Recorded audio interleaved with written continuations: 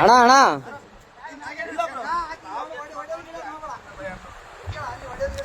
ಒಡೆ ಗಿಡದ್ ಮಾಡಬೇಡ ಅಣ್ಣ.